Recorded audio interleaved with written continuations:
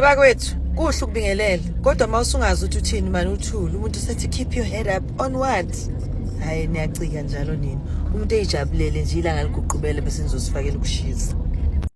Molweni nginibingelele kuzo zonke indawo la okufinyelela khona le channel. Igama lami ngovusi Mavusana, intatheli edumile bafowethu, inkulu indaba bafowethu.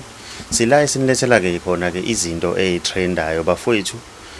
Sizokhuluma nje ngodaba ke laphana othinta ukhele khumalo njengoba namhlanje kune video ke etrendayo ke akade ishutha ke esemotweni laphana bafowethu. Le video ke ishiya abantu abaningi ke beshiya imibono eyahlukahlukene njengoba sazi ukuthi ke enkantolo ke njengoba tegcina ukukhuluma icala lika Senzo Meyiwa laphana bafowethu kukhulunywe ukuthi ke abasolwa ke baveza ukuthi ke bona babethunywe ke uyena ke ukhele khumalo ukuthi basocongeke unozinti ke bafana njengoba sazi le cala selidonse ke iminyaka ke laphana bafowethu, kodwa bekungokuqala ke kuvela ukuthi ke ukheli naye liyamthinta leli cala ke laphana bafowethu.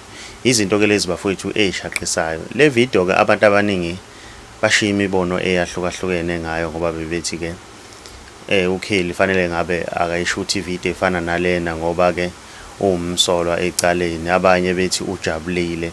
Ziningi nje izinto bekade ikhuluma ezinkundleni zokuxhumana ngale video kakheli esifakile ngasekuqaleni, sizoyifaka nangasegcineni uyibone le video okukhulunywa ngayo bafethu. Mina ngiyafisa ukuza umbono wakho ukuthi wena ubona ngabe kukhona yini okurong uma ngabe ukheli eshutha le video ngoba sizwile ukuthi inenyanga ke uKing Bhaka isazokhuluma ngale video namhlanje ntambama. Ake sidibane khona kwi-comment section ngizwe uvo lwakho ukuthi wena ngabe kuthini okwakho ukuphawula ngalolu daba.